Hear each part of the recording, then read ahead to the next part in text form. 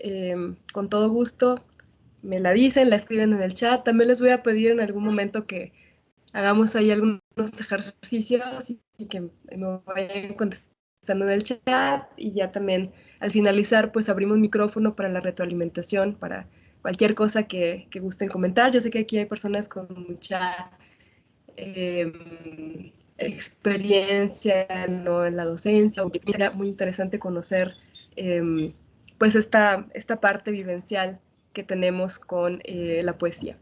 Entonces, bueno, el módulo de leer poesía, y vamos a empezar con la pregunta del millón, con la gran pregunta que, bueno, para mí, antes de empezar, hay también agradecerle a Gerardo Segura por la invitación, y con Gerardo platicábamos sobre la importancia de compartir la literatura como algo cercano, como algo personal, algo cotidiano.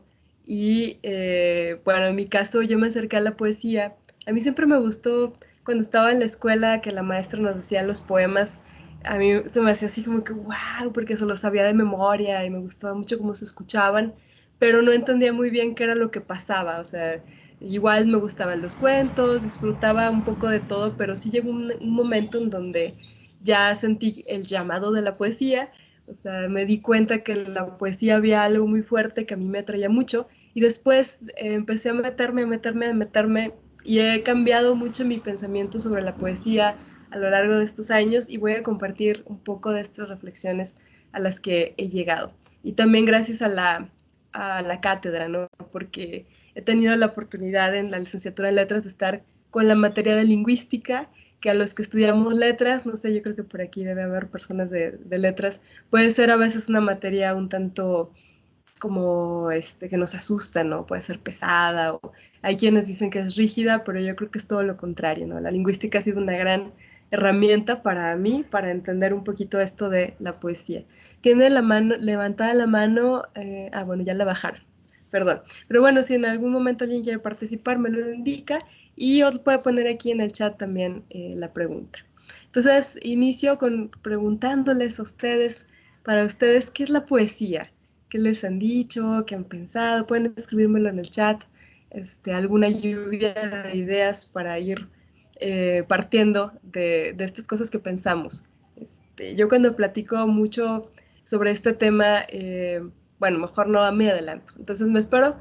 Si me pueden escribir así un mensajito aquí en la caja sobre qué es la poesía, sin miedo, qué pensamos, o por qué la poesía a veces la sentimos como muy lejana o muy cercana.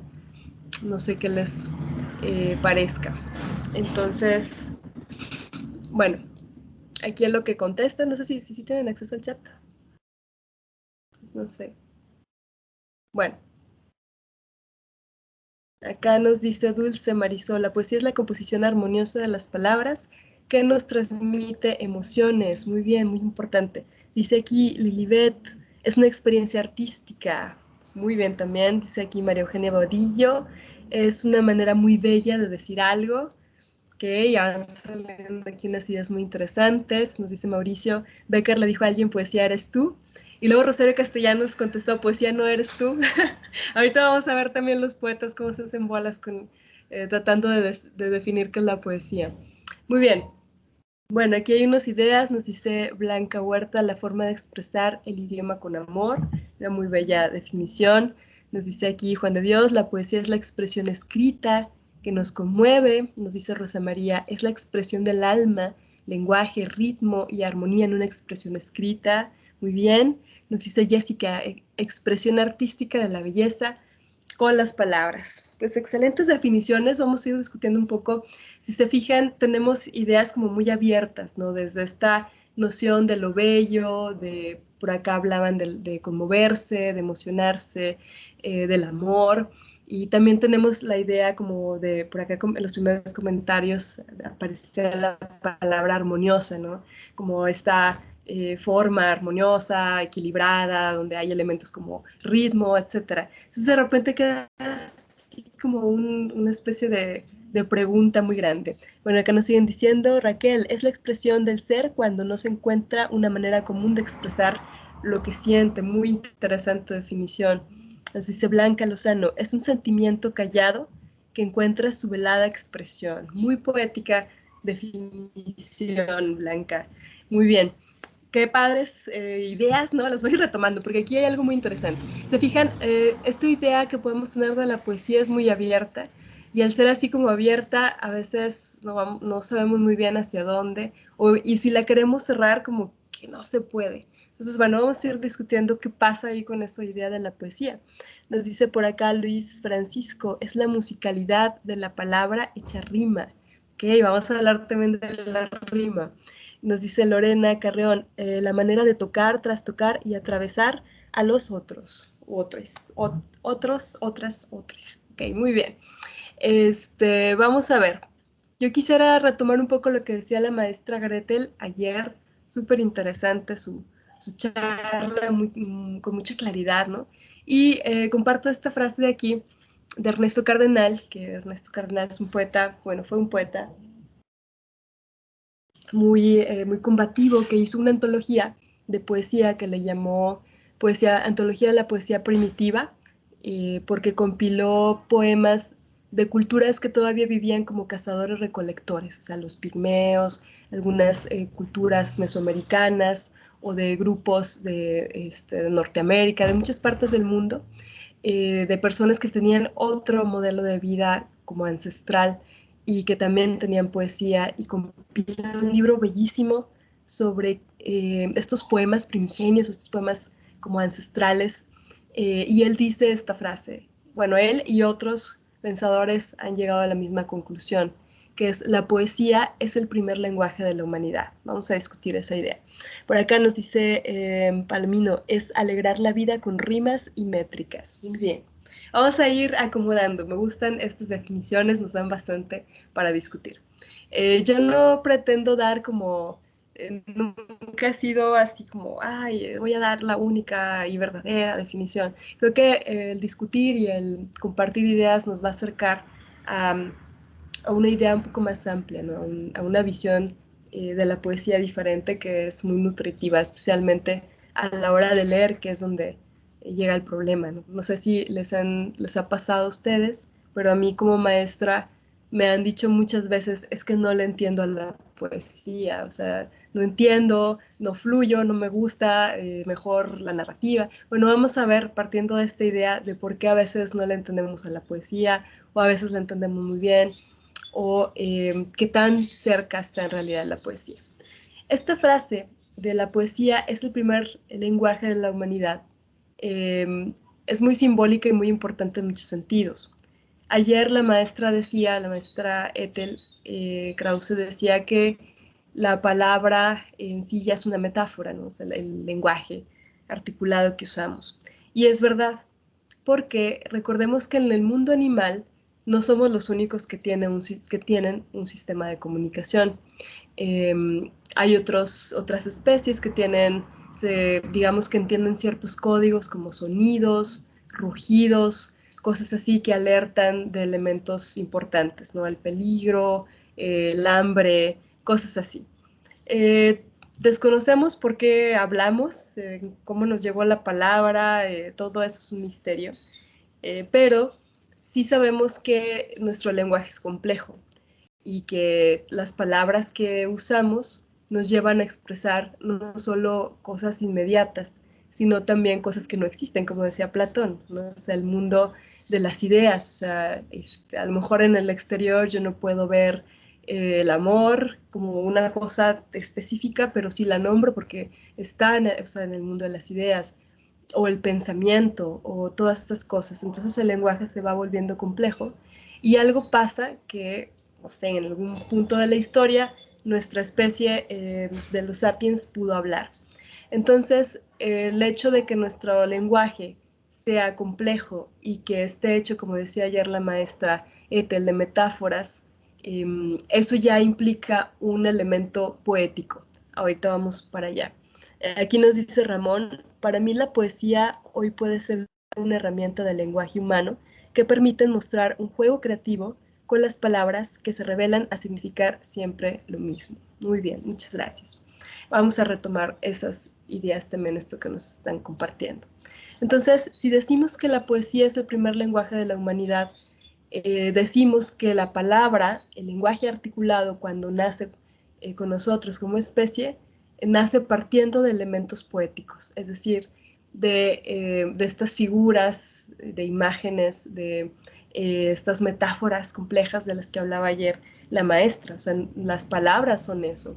Y nuestra forma de expresar también no es tan literal como nos lo imaginamos. Entonces, la poesía está desde que existe la lengua o el lenguaje articulado, porque no hay lenguaje articulado sin poesía. Así, voy a profundizar más en ese elemento con otras herramientas para darme a explicar. Si me voy o soy muy reburujada, lo que sea, me dicen y lo intento otra vez, intento explicarlo mejor. Ok, entonces muchos poetas llegan a esta conclusión, y también críticos literarios, de que la poesía es el primer lenguaje. O sea, y esto es muy bello porque significa que entonces la palabra y la poesía nacen juntas y no se pueden separar. A veces nos enseñan que la poesía es como muy sublime, que es como lo más alto del lenguaje, le ponemos un altar y allá lejos y nos asusta, pero en realidad vamos a darnos cuenta de cómo hablamos con la poesía. O sea, la usamos todo el tiempo, todas las personas que podemos hablar. Entonces es una maravilla. Y cuando lo hacemos consciente, entonces vamos a tener como una habilidad un poco más fortalecida de encontrar la poesía en otras partes. Vamos a ir para allá. Muy bien, aquí les puse unas ideas de los poetas que yo he compilado. Tengo más, pero bueno, puse estas. Cuando les preguntan qué es la poesía, y dice Juan Ramón Jiménez, extraordinario poeta, es más conocido por Platero y yo, pero en realidad su poesía es maravillosa. Y dice él, la poesía es la caída matinal del cielo al mundo. Y dices, ay, qué padre, qué poesía. Empieza uno a pensar, ¿no? Aquí ya plantea una idea como etérea, ¿no? Y, y el mundo, o sea, como algo que nos llega de lo etéreo, del cielo. Nos decía Juana Ibarburu, esta poeta uruguaya, que la poesía es eterna y victoriosa. Por aquí ya citaban a Becker, que decía, poesía eres tú. Luego Rosario Castellanos tiene un libro, una antología de su poesía, y dice, no, poesía no eres tú. Cuando le preguntan a José Lezama jugando, les contesta que la poesía es un caracol nocturno en un rectángulo de agua. Por ahí hay otra frase de Juan Gelman que dice algo así como, la poesía es un árbol sin hojas que da sombra. Entonces los poetas juegan mucho cuando les preguntan qué es la poesía, y te quedas con un gran signo de interrogación. Hay por allá, recuerdo un poema de Boris Pasternak que dice algo así como, la poesía es una gota del mundo en una rama, ¿no? También es una idea muy bella. De acá nos dice Palomino, Becker y Castellano se contraponen, entonces que sea, bueno, también lo dicen en sentidos diferentes, ¿no?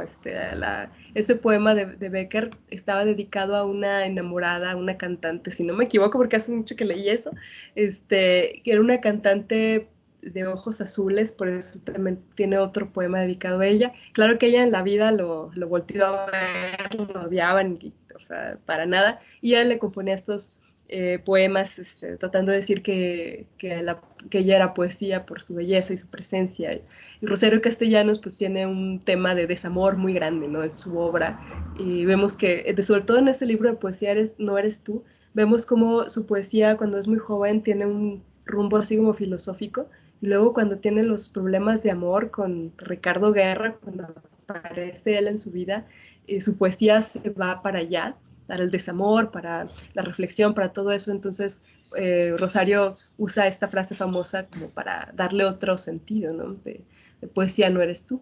Y es también un título de libro muy interesante para discutir. Entonces, los poetas juegan con las definiciones y nos dan también, nos regalan poesía con ellas, pero vamos, lo quise poner para ver cómo son los poetas a veces. Hay muchas, este tipo de poemas donde los poetas se pronuncian sobre la poesía, se suelen llamar artes poéticas, o se les llama así, y hay muchísimas muy famosas, ¿no? La de Huidobro, de Verlaine, Borges, mucha gente tiene estos poemas de arte poética, por ahí los pueden buscar y son muy buenos. Entonces, bueno, voy a plantear varios mitos, problemas y cosas que nos sacuden sobre qué pensar o no qué pensar de la poesía. Primero, decíamos que la poesía, que el lenguaje parte de lo poético, o sea, de estas figuras retóricas que son la base del lenguaje, de la semántica. Pero a veces decimos, en los comentarios cuando les pregunté qué era la poesía, alguien por ahí decía, ¿no? Que o sea, es como conmoverse, o es el amor, o es la belleza. Y también tenemos como ese sentido de la poesía fuera del lenguaje. O sea, cuando vemos, ay, un atardecer es como muy poético. O incluso en la música, ¿no? Hay artistas, ¿no? Como Robert Schumann, todos ellos que hacían poemas sinfónicos, o sea, es decir, traslado la poesía o sea, al lenguaje musical. Entonces dices, hay poesía ahí en esa obra que es instrumental, hay poesía en la naturaleza, puede haber poesía en una obra, no sé, en una fotografía o en una obra de pintura, no sé. Entonces, también eso es otro elemento que nos confunde un poco, ¿no? O sea, entonces, ¿qué es la poesía? Porque también en la escuela nos lo enseña como un género. Te dicen, es que la poesía es un género literario y es en verso y se rima y está sostenido por elementos rítmicos y por imágenes y por todas esas cosas.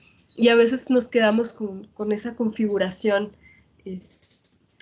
muy dominante de que la poesía es nada más eso. Entonces, si yo no escribo en rima y en verso y todo eso, entonces no puedo hacer poemas, o entonces no hay poesía. O sea, si yo tomo, no sé, por ejemplo, por aquí tengo una novela de Virginia Woolf y agarro la novela de las olas y digo que está llena de imágenes y metáforas y es muy lírica la novela. Entonces, nada más porque es novela y no está en verso, no hay poesía ahí. Entonces, ¿qué pasa con la poesía? ¿No? O sea, ¿qué es? O sea, es un género, es una condición del lenguaje, es una emoción o no sé, o sea, son como elementos que cuando entras en el mundo de la poesía te desconciertan y a veces pensamos que es como algo como muy solemne. Y bueno, también vamos a ir aclarando un poquito eso.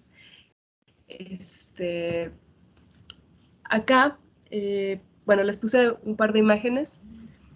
Por acá nos dice Marilu, poesía, el sentido del alma. Por ahí fíjate que ha habido varios momentos en la historia donde la poesía ha estado muy cercana a lo espiritual. Y probablemente también eso esté en los orígenes, te me adelantaste para allá, ya iba para allá. En esta imagen que puse aquí de poesía, realidad y escritura, vemos esta imagen de las manos, ¿no? Que es una cueva de las manos pintadas, que es una obra prehistórica, tiene miles y miles de años, no sabemos qué significaban esas manos porque las pusieron, pero me gusta la imagen porque nos recuerda este sentido de la colectividad. El maestro Gerardo Segura, que hablaba la semana pasada, él siempre refiere mucho a un libro que es un muy buen libro, que se llama De animales a dioses, donde es como la historia de la humanidad. Y nos dice el autor que nuestra especie, el sapiens, tiene entre 70 y 100 mil años. O sea, algo sucede hace 70 mil años, entre 70 y 100 mil años, que de repente ya empezamos a hacer barcos, ya empezamos a hacer pinturas rupestres, ya empezamos a hacer lámparas, a hacer utensilios, a hacer otro tipo de cosas que tenían que ver más con la civilización y con la cultura. Y estas personas de la prehistoria de hace 60 mil, 70 mil, 100 mil años, ya tenían nuestra misma capacidad, digamos que física, y también ya eran de nuestra especie, ¿vale? Ya tenían idioma, ya tenían religión, ya tenían como estos elementos culturales. Y la poesía, eh, a lo que generalmente leemos en los libros de historia de la poesía, se cree que ya como armada, o sea, una cosa es como lo poético del lenguaje, que vamos a ir también para allá, que es esta capacidad eh, o esta condición del lenguaje que está sostenido por los tropos literarios, y otra es cuando las personas empezaron a notar que podíamos hacer algo más con esas palabras y con con esos juegos y con el sonido de las mismas palabras. Entonces, probablemente la poesía más antigua, o sea, poesía como la conocemos como composición, en ese sentido, tenía que ver con lo espiritual, con el ritual, con la canción. Y de hecho, las obras más antiguas de la humanidad son poemas y probablemente se cantaban, no eran como canciones. Entonces tenían como ese sentido. Um, y esta imagen que pongo de lo espiritual y todo, es también muy importante porque imagínense cuántos milenios de poesía, de cantos, de reflexiones, de combinaciones de palabras, de imágenes, de tropos literarios, nos perdimos porque no había escritura. Porque también es otra cosa, a veces pensamos que la poesía es algo que se escribe, pero en realidad la poesía es el género más antiguo, en el género en el sentido que nosotros lo conocemos. A mí me causa conflicto la palabra género porque en realidad eh, hay poemas narrativos, hay novelas líricas, los géneros no son tan claros siempre. Pero bueno, en esta época de lo prehistórico, digamos, ya había poesía, ya había cantos, ya había todo ese mundo lírico de posibilidades en lenguas que nunca vamos a conocer. Por acá nos dicen, ¿qué opina del poema Gilgamesh? Es uno de mis poemas favoritos de todos los tiempos. Yo doy clase del poema de Gilgamesh. El poema de Gilgamesh es, bueno, se refieren a ellos como la epopeya más antigua, pero en realidad no es propiamente una epopeya, sino que cuando lo descubren, el poema, un grupo de, este, ar- um, pues sí, arqueólogos ingleses, pues dicen, ¿qué es esto? Pues parece una epopeya, lo nombran epopeya, pero es como el poema épico, digamos, más antiguo conocido de la humanidad, porque de hecho hacia allá iba. Esta imagen que ven aquí es también de la antigua Mesopotamia, no es Gilgamesh, pero es Enheduanna. Ahorita voy a ir con ella. Sobre Gilgamesh, bueno, iba también para Gilgamesh, porque una cosa es todo este mundo oral, o sea, donde la poesía circuló en forma oral, de cantos, de rezos, de hechizos, ¿no? Este sentido que tenía que ver con la magia, con la invocación, que de ahí aparece la poesía. Cuando llega a la escritura toma también otro sentido. Nosotros solo podemos conocer a partir de la escritura, ¿no? Que sería el poema de Gilgamesh, que es este poema antiguo, ¿no? Es uno de los poemas más antiguos conocidos y el poema, digamos, épico más antiguo conocido. Y esa es la historia de un rey eh, tirano, Gilgamesh, que ya tenía harto a su pueblo de Uruk, porque era un rey abusivo, porque asesinaba, violaba, robaba, y la gente harta le pide a los dioses que lo paren, ¿no? Que lo detengan, y los dioses mandan a hacer una criatura salvaje que se llama Enkidu, o Enkidu según la versión, y llega a los bosques, le mandan ahí a una hieródula para que lo civilice, come cebada, come pan, cerveza. Ellos son los que inventan la cerveza, ¿no? En la antigua Mesopotamia. Y se vuelve civilizado y va y enfrenta a Gilgamesh. No está completo el poema, entonces no sabemos muy bien qué pasa, pero al final se hacen amigos y van a hacer muchas aventuras. Pero Gilgamesh, bueno, Enkidu muere y Gilgamesh queda trastornado, ¿no? Y es un poema que habla de la muerte y de la fragilidad de la vida, porque en Mesopotamia era una región de muchos, de diluvios, de desastres naturales, donde todo era muy efímero, o sea, construían sus casas de barro, de arcilla, y llegaba una lluvia y destruía la ciudad. Entonces las tenían que hacer otra vez.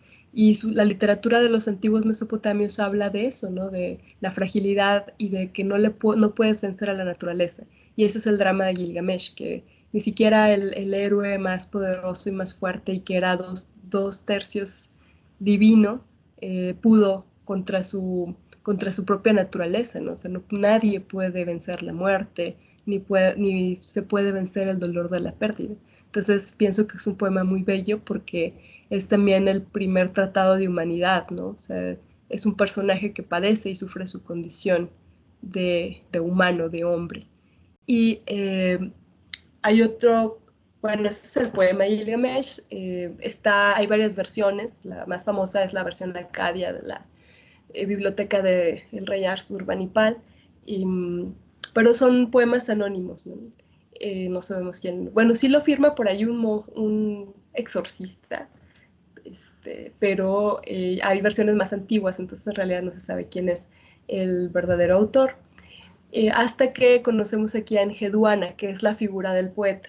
La primera persona conocida en la historia de la humanidad que firma una obra literaria fue una mujer, y se llamó Enheduanna, que también está en la antigua Mesopotamia, y Enheduanna era como un sobrenombre que significa ornamento del cielo, y ella escribe una serie de poemas a la diosa Ishtar, um, que es como algo así como la Venus de Mesopotamia, creo, si no me falla la memoria.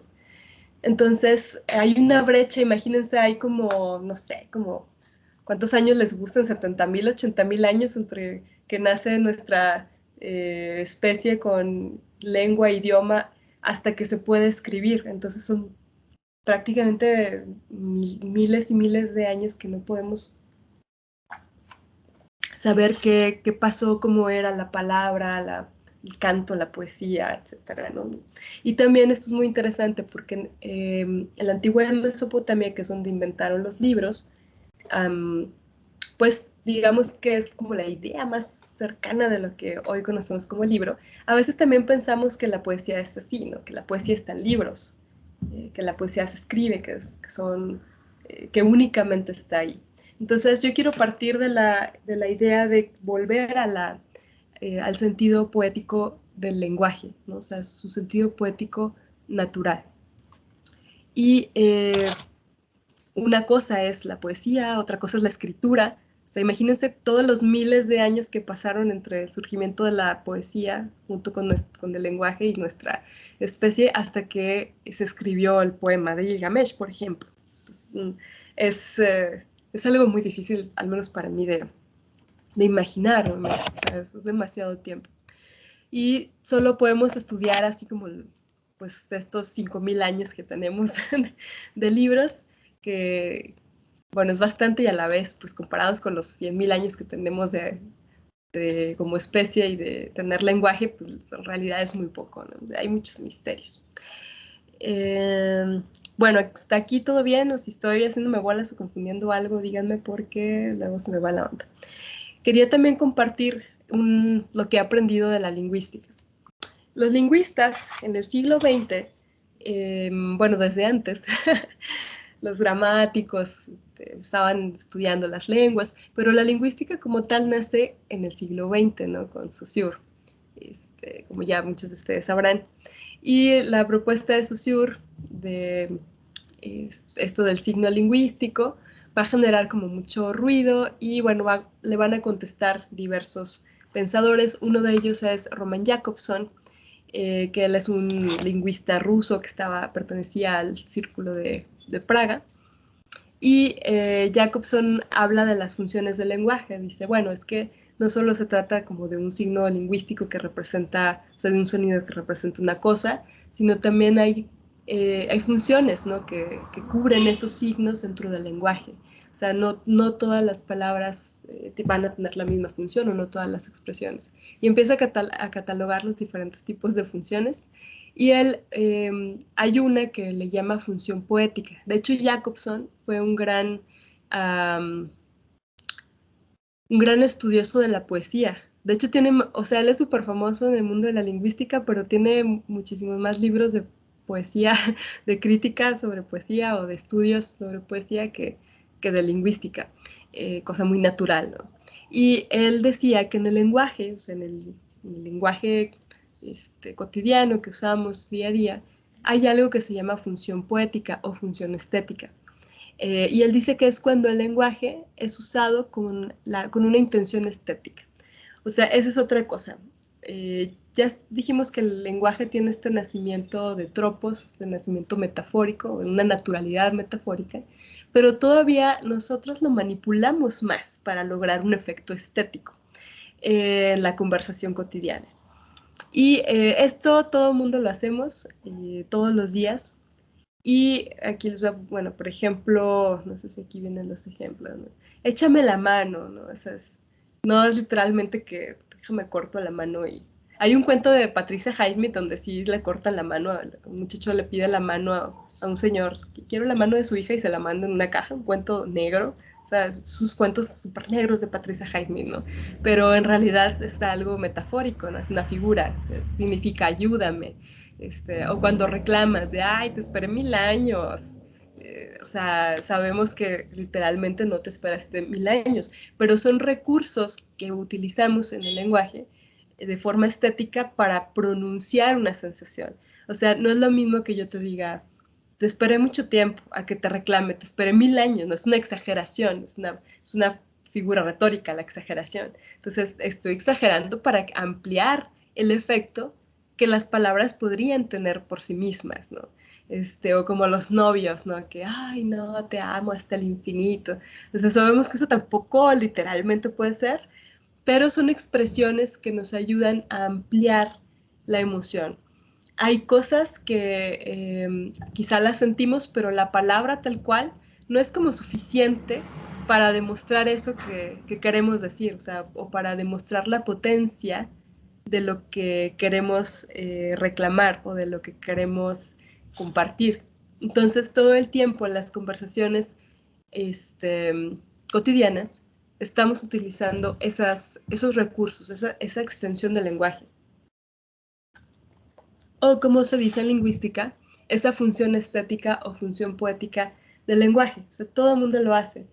Incluso hay los que tienen lenguaje florido, ¿no? Las malas palabras. Hay gente que es muy hábil para hablar así. Esa es una función estética también, ¿no? O sea, los insultos, el que uses una palabra, o incluso palabras muy suaves, pero con un tono feo para insultar, o al revés, para acariciar con la palabra. O sea, son efectos muy interesantes que pasan y que nosotros estamos manipulando el lenguaje todo el tiempo para lograr otro tipo de efectos más profundos y más intensos que los de la palabra misma, que los de la palabra misma te pueden ofrecer. Un ejemplo que me encanta es los refranes, ¿no? Aquí les puse uno.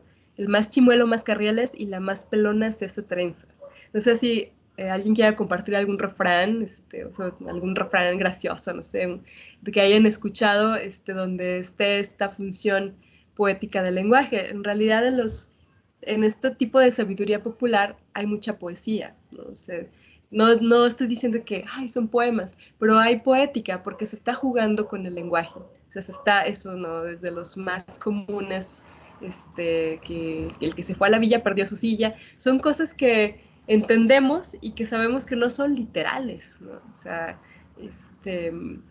o eso de que en casa del herrero, cuchara de palo, ¿no? O sea, vas entendiendo cosas, por acá que nos dice Alicia, hermoso y de musas. Nos dice María Eugenia, al mal tiempo, buena cara. Mauricio, el que nace pa' maceta no pasa del corredor. Caminando y miando para no hacer charco. Exactamente. Entonces, si yo te digo eso, o sea, no es algo literal, ¿no? O los albures, que también son juegos donde recae mucho la poesía. Entonces, son expresiones que tienen elementos poéticos porque no se están diciendo con literalidad, o sea, son manipulaciones que estamos haciendo de la lengua para lograr efectos. O sea, y eso todos los hablantes tenemos la capacidad de hacerlo. Entonces, estos elementos poéticos, los elementos poéticos extienden el lenguaje para abrir nuevas posibilidades de lo que puede decirse con la palabra. Entonces, un poquito para allá, hacia allá vamos con la poesía, ¿no? La poesía tiene mucho de eso. Y yo entiendo la poesía como ese, o digamos, bueno, voy a quedar con el término de elementos poéticos, vamos a llegar a poesía después. Entiendo eso como una posibilidad de, eh, vamos, extender o extensión, es una extensión del lenguaje. O sea, Bueno, por acá nos ponen que camarón que se duerme se lo lleva la corriente. Exactamente. Si yo estoy en una situación y alguien me dice eso, yo voy a entender perfectamente de qué se trata en realidad, ¿no? Aunque sea una frase construida con elementos diferentes. Ok. Bueno, a mí me gusta mucho este ejemplo de un poema. Acá nos dice Griselda, dichos de viejitos, evangelios chiquitos. Ay, muy bueno ese. Nos dice Blanca, celoso de las piernas, pero desentendido de las medias. Ok. Sí, si se fijan, podemos jugar mucho con esos refranes. O sea, más vale pájaro en mano que ver un ciento volando. Incluso ese hasta viene en una canción, ¿no? Son formas de usar las herramientas poéticas, de decir sin decir. Muy bien, y aquí les puse un poema de Miguel Hernández, que me gusta mucho usarlo como ejemplo. Eh, este poema de Elegía, que es muy famoso, se la hace a un amigo suyo que es asesinado y dice, no hay extensión más grande que mi herida. Lloro mi desventura y sus conjuntos, y siento más tu muerte que mi vida. ¿Sí? O sea, ¿cómo puedo expresar el dolor cuando las palabras no son lo suficiente? O sea, cuando es un dolor, si yo digo, ay, estoy muy triste porque mataron a mi amigo, ¿no? O sea, es una cosa y si tú dices, siento más tu muerte que mi vida, tiene un efecto muy diferente. Ahora acá nos dice Luis Francisco, el muerto al hoyo y el vivo al gozo. Muy bien, es un clásico. Entonces, vamos, estos efectos poéticos, así como nos pueden hacer reír acá en este palomino, al nopal solo lo van a ver cuando tiene tunas. Exactamente.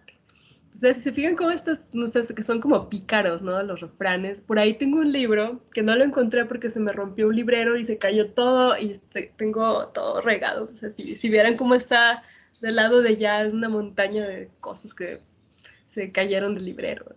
Y por ahí abajo, entre todo eso, está un libro que compiló Juan Domingo Argüelles, que se llama Poesía impúdica, mordaz y no sé qué más. Es un libro, cuando él estaba haciendo la antología de poesía mexicana, que es una obra muy pretenciosa, o sea, son unos libros muy grandes, donde quiso compilar así como que una muestra de la poesía mexicana desde lo prehispánico hasta la actualidad. Se encontró que había muchos poemas jocosos, pero no sabía cómo ponerlos, ¿no? Se decía, ay, es que estos poemas están como, o sea, pues no son como los poemas cumbres o representativos de los autores, pero pues están interesantes, ¿no? Aquí quiero hacer algo con ellos.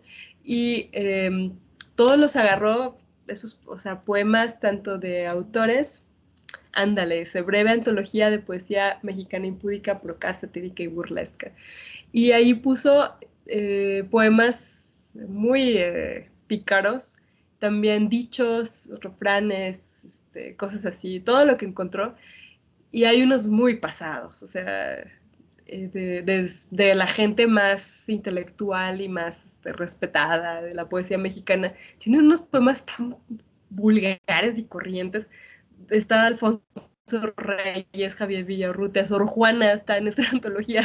Entonces, bueno, es un libro muy divertido, así como para entender que la poesía también no solo es solemnidad, ¿no? O sea, también se puede jugar. Vienen albures, vienen un montón de cosas en ese libro, ¿no? Que se los recomiendo si les gusta el tema.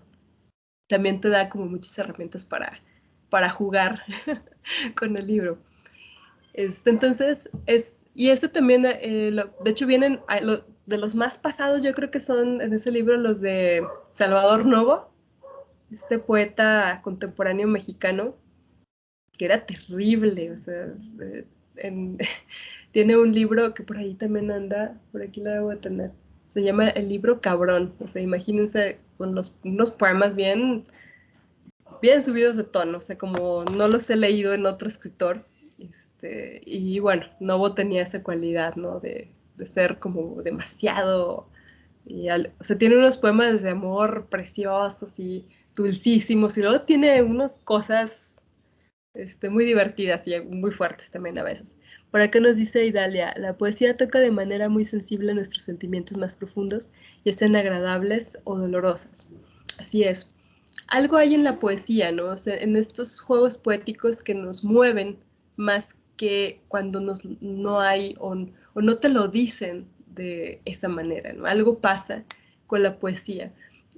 Por ejemplo, acá en el ejemplo de Miguel Hernández, por allá en otro verso dice, quisiera escarbar la tierra con mis dientes, porque siento más tu muerte que mi vida.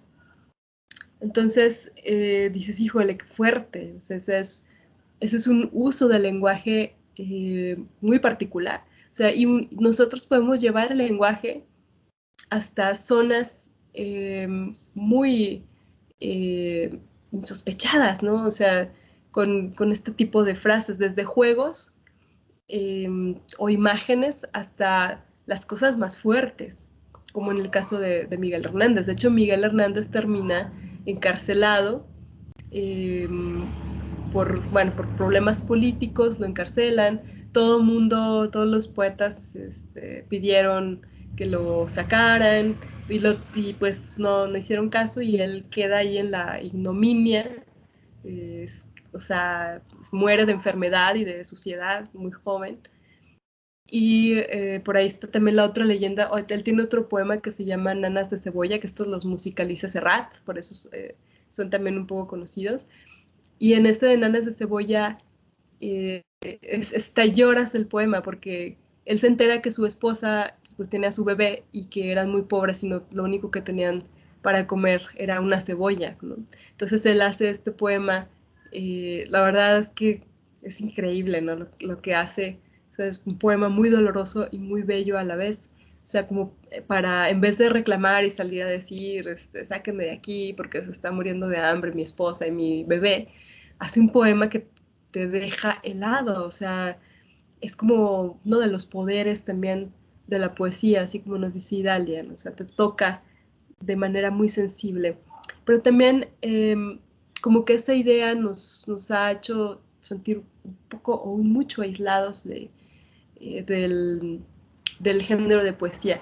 No sé por aquí si alguien quiere compartir en el chat o más adelante o si quieren abrir la cámara, eh, alguna experiencia de la poesía, o sea, de que digas, pues no, yo no, de plano no conecto o no sé muy bien qué es, o todavía no entiendo, o soy súper lector de poesía, porque a título muy personal, yo conecté más con la poesía cuando entendí que la poesía estaba en todos lados, o sea, bueno, no que todo sea poesía, pero que la poesía estaba en el lenguaje, o sea, que estaba en la cotidianidad, que yo la usaba, que la escuchaba en las canciones, que la leía en los letreros, o sea, como que esa capacidad lírica que tenemos de usar el lenguaje, cuando la pude ver, entendí que la poesía entonces era un lenguaje.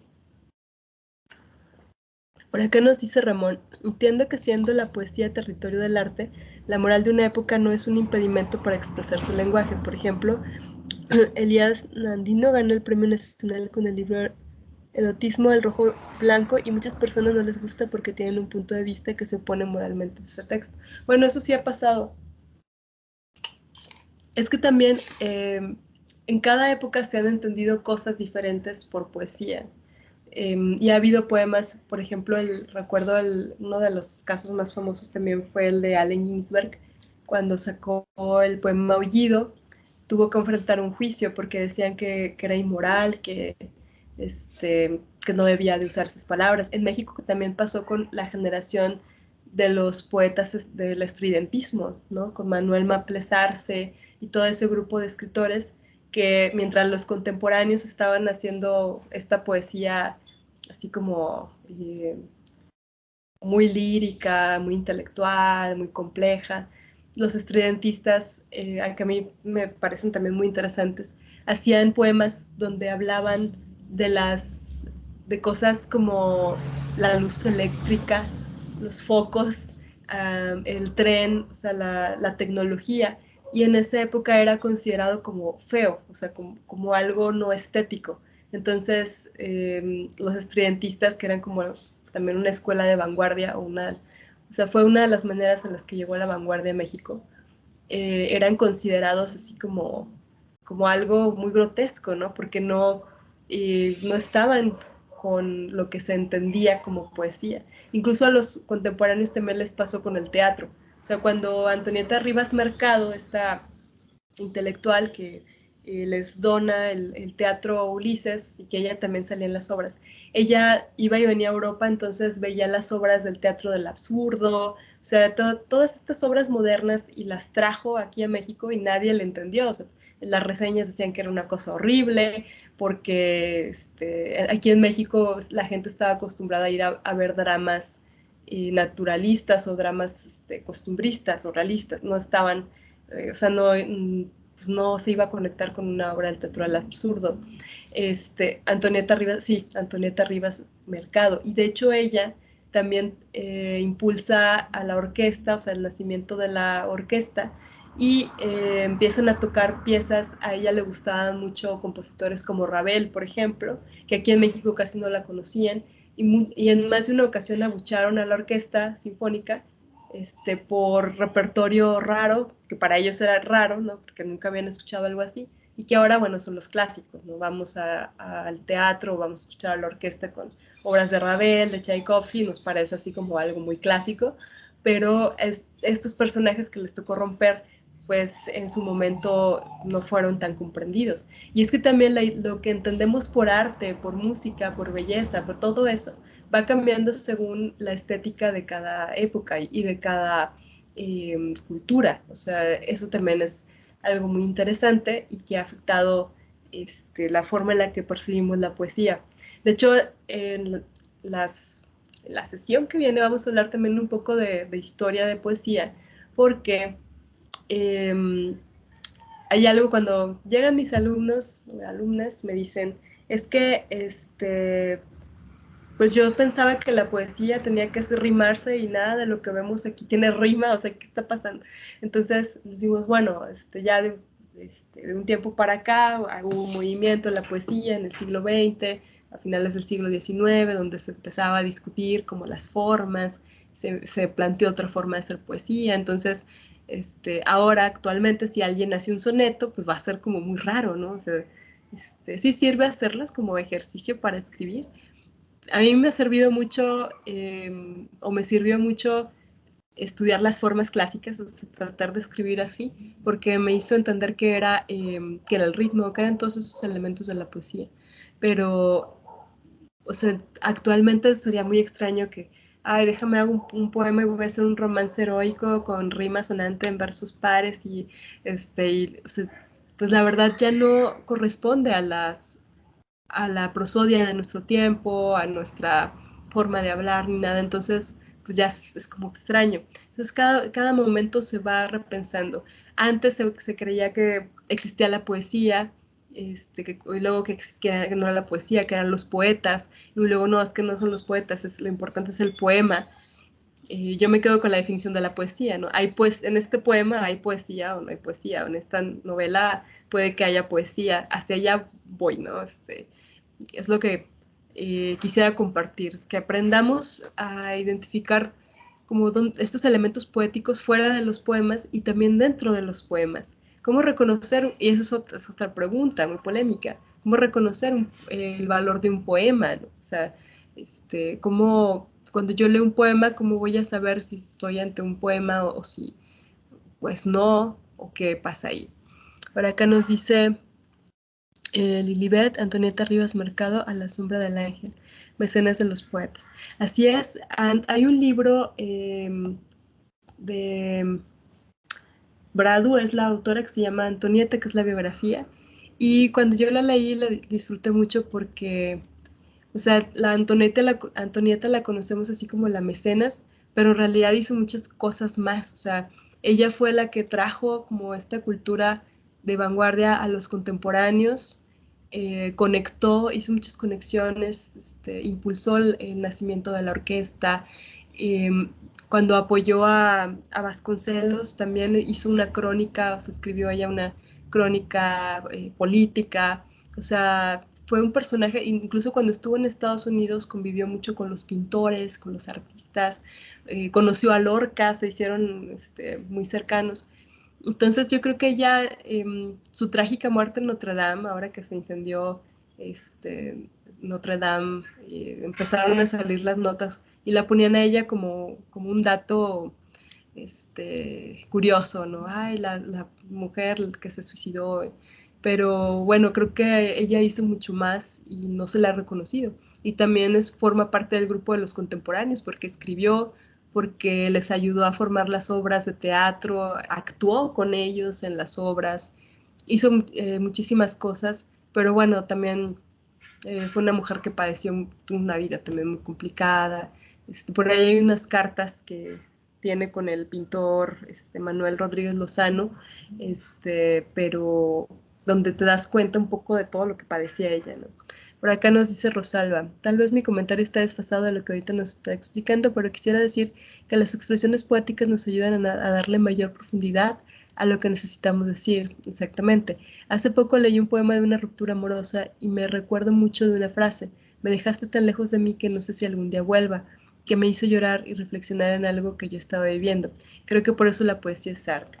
Así es, la poesía tiene esa facultad de nombrar como lo que no podemos decir, ¿no? Que también eso es lo que yo quería poner con este poema. O sea, hay cosas o hay veces que la palabra no es suficiente y que la poesía nos revela claridades y nos hace ver cosas de una manera muy profunda. Y por eso a veces es difícil de leer, ¿no? Porque hay poesía que está hecha con figuras y con metáforas muy complejas y hay poemas que están cargados en la oralidad o en palabras como más sencillas, pero que al final, cuando redondeas todo el poema, sientes un golpe muy grande. A mí me pasó, fíjate, ahora que comentas eso, como la primera vez que yo sentí eso, ese golpe o ese estremecimiento que dije, aquí hay algo, aquí hay algo, ¿no? Fue cuando leí este, Las hojas de hierba de Walt Whitman. Me acuerdo que un maestro lo había nombrado ese libro y en especial el poema del canto a mí mismo, canto a mí mismo, según la traducción. Y yo lo busqué, entonces, pero yo no tenía idea de qué me iba a encontrar. Y cuando fui y saco el libro, lo saqué de la biblioteca de la universidad, acababa de entrar a la escuela de letras y lo empecé a leer. Y hay una parte donde dice, no lo recuerdo bien de memoria, pero dice algo así que una articulación de mi mano es superior a todas las máquinas y que una vaca paciendo supera todas las estatuas y que sea algo así como este, un ramo de, no sé, de lirios o algo así podrían adornar las puertas del paraíso. Y empezó a decir ese tipo de cosas Walt Whitman y yo me quedé así como, empecé a llorar, sentía las lágrimas así, no sabía qué estaba pasando, ni por qué, ni qué era eso. Dije, ¿qué es esto? O sea, yo quiero leer esto, quiero dedicarme a esto, ¿qué hago? ¿Por dónde empiezo? Y a veces pienso, o sea, yo bien ingenua en esa época, ¿verdad? Decía, ay, todos los poetas son así, pero bueno, ya sabemos que hay poetas que son irrepetibles, ¿no? No los podemos encontrar tan fácil. Entonces, bueno, parto con eso, con estas tres cosas, ¿no? La primera ¿dónde está la poesía? O sea, la poesía es necesario que esté en un poema o no. Y segundo, el problema de los géneros literarios, bueno, ese es el mismo. Está el mito también de que si la poesía solo habla de amor, porque también me han dicho eso, de que no, es que pues, a mí no me gusta la poesía porque es muy cursi, porque solo habla de amor. Y en realidad, pues no, la poesía puede hablar de lo que sea, ¿no? O sea, de cualquier cosa, desde un calcetín hasta las tragedias de la vida, ¿no? Y también esta parte lingüística, o sea, lingüísticamente qué sucede con la poesía, que eso lo vamos a ver más adelante. Acá les puse también Um, otro poema, un haiku. ¿Qué hay de, dice Armanda? Ay, son preguntas muy difíciles que siempre se están discutiendo. ¿Qué hay de la inspiración en la poesía? Ese es otro de los mitos o de las discusiones. Hay quien dice que, como en todo el arte, que como decía Picasso, que la inspiración te agarra trabajando, o sea, que sí hay momentos de inspiración. Fernando Pessoa, el poeta, tiene un libro sobre arte poética, sobre creación poética. Bueno, no es un libro, son unos ensayos, y él dice que la poesía, o sea, cuando tú vas a escribir poesía, sí partes, o sea, obviamente si hay un elemento como emocional o hay un elemento de inspiración, o sea, sí puede haber, pero el poema es una creación intelectual, por lo tanto requiere de oficio. O sea, hay cosas que tienes que saber y trabajar para poder hacer un poema. Y esto es algo bien interesante porque escribir poesía es muy difícil. Bueno, escribir cualquier cosa es muy difícil. Y la gente cree a veces que la poesía nada más te sientas así a ver así el atardecer y, ay, se me ocurrió algo, y que cierras los ojos. De hecho, hay una pintura de Caravaggio, se llama ay, ¿cómo se llama? Creo que es la inspiración de San Mateo, no me acuerdo cómo se llama el cuadro, pero está el santo así hay dos versiones, una se perdió, nada más queda así como una foto. Por una de ellas está el santo así como que le agarran la mano y, o sea, como si la inspiración fuera así, ¿no? De que, ay, llega la musa y te agarra la mano y escribe el poema y tú estás así. Pues no es tanto eso, ¿verdad? O sea, se requiere de un oficio. O sea, tiene que haber lecturas, tienes que conocer el lenguaje, conocer la tradición poética. O sea, es muy complicado. Yo pienso que a título personal, como alguien que escribe poesía, para mí sí existen momentos como de lucidez, o sea, de que digo, ay, traigo una imagen, entonces la traigo, pero la empiezo a construir y luego ya cuando la escribo, o sea, cuando empiezo a escribir el poema, lo escribo así y luego lo voy puliendo, es decir, no, esto no, esta frase no va, esta palabra suena rara, o sea, hasta que lo vas tallando, hasta que va quedando como más parecido a eso que imaginaste, ¿no? O que suene a eso que quieres decir. Y es un proceso complicado. O sea, pero la gente, ese es otro mito de la poesía, o sea, la gente cree que solo te sientes así como, que la poesía no, y otra cosa que me han dicho, es que la poesía no se corrige, o sea, la poesía es así en corto, como llegue, la escribes y así se quedó. Y no, o sea, por supuesto, los grandes poetas, decía Lope de Vega, ríete del poeta que no borra, o sea, es decir, es como cualquier oficio, se hace trabajando, se hace borrando, cambiando cosas, ¿no? Eh, eso es, sí, pues como escribir cualquier otra cosa, ¿no? Es, como las novelas, como cualquier cosa, tienes que pasar por un proceso de corrección, de pensar. O sea, entonces Pessoa dice, el poema es un objeto intelectual, o sea, sí parte de una emoción, pero requiere de inteligencia, de conocimiento, de técnica, de lectura, de otra serie de condiciones para hacerlo. Porque luego también la gente dice, no, es que son iluminados. Y hay como que poetas que tienen ese aura, ¿no? Este, por ejemplo, Emily Dickinson, que dice, no, es que Emily Dickinson vivía aislada y era la loca de blanco, que siempre estaba vestida de blanco ahí en la ventana y que le llegaba la inspiración y empezaba a escribir y es como junto con Whitman son las dos grandes figuras de la poesía norteamericana de la época. Y en realidad Emily Dickinson, o sea, sí estaba al tanto, o sea, sí leía poesía, sí estaba, tenía suscripción a las revistas, de hecho intenta publicar en ellas, manda sus poemas, se los regresan, les dicen, no, es que esto no sé qué, o sea, es alguien que estaba en el mundo de la poesía, o sea, no se da por arte de magia, ¿no? Pero a veces también la historia como que mitifica mucho a los poetas y nos hace pensar que sí, que son seres como iluminados. Quizá haya poetas que sí vayan un poco más por ahí, por ejemplo, o que sea el tópico de su poesía, como los poetas místicos, o sea, que ellos intentaban como otra cosa con la poesía, o sea, liberarse del mundo terrenal, aspirar como a una experiencia metafísica a través de la poesía, que es una cosa maravillosa, como San Juan de la Cruz, pero, o sea, bueno, no sé, yo no lo percibo así. Pero aquí nos dice Rosalba, es un ejercicio intelectual, requiere de una técnica, no solo de creatividad, hay mucho trabajo detrás de sus poemas maravillosos. Dice Libet, tienen un alto nivel de sensibilidad, eso sí, y el poeta es muy sensible, como cualquier artista.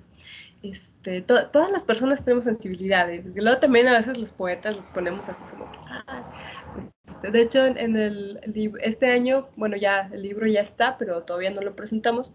eh, Voy a publicar, bueno, ya presentar, mejor dicho, un libro de ensayos, que son ensayos sobre poesía, y vienen todo esto que estamos discutiendo, ¿sabes? Hay uno que escribí sobre los poetas, Verlaine y Arthur Rimbaud, ¿no? Que también tienen esa, sobre todo Arthur Rimbaud, de que, ay, es que tan joven, y fue un iluminado, dejó de escribir y todo. Sí hay casos misteriosos en la poesía, pero tampoco están así como que de la nada. Entonces la pregunta es de que si el poeta nació o se hace, pues yo no sé si nace, pero pues de que se tenga que hacer, sí, sí se hace. O sea, puedes tener talento, puedes tener sensibilidad, pero si no lo desarrollas, si no lees, si no haces nada de eso, pues, probablemente no vas a lograr un buen poema. Y muchas personas también se han acercado a mí y me dicen, no, es que es mi libro y es que así escribo y ya, así, así, o sea, no me le muevas nada. Y que, pues entonces, ¿para qué me lo traes? O sea, el chiste es, yo también cuando trabajé mi libro, bueno, tengo otro libro inédito, pero siempre pues los estás tallereando, ¿no? Compartiendo y todo. Por eso ya es un sentido, pues, muy contemporáneo que tenemos de la poesía. Antes, por ejemplo, en los poemas épicos de la Ilíada y la Odisea y todos estos poemas que eran, que venían de la oralidad, pues no existía esa idea de un autor que estuviera tallereando, o sea, eran más bien como estas canciones que se transmitían, que eran, pues yo creo que fueron poemas, en especial la Ilíada y la Odisea, que los compusieron muchas personas, ¿no? O sea, que crecieron con esas voces que los fueron transmitiendo hasta que ya los mandaron a escribir. Entonces también el sentido de la... y eran poemas, o sea, esta onda de que no existiera un autor, había algo también del sentido de la colectividad, en el arte. Entonces también esta figura del poeta es, no ha existido siempre, ¿no? Pero a la poesía sí. O sea, antes no importaba quién fuera el poeta, o sea, importaba que existiera la obra, que existiera esta narración donde se contaran las hazañas o la historia fundacional, etcétera.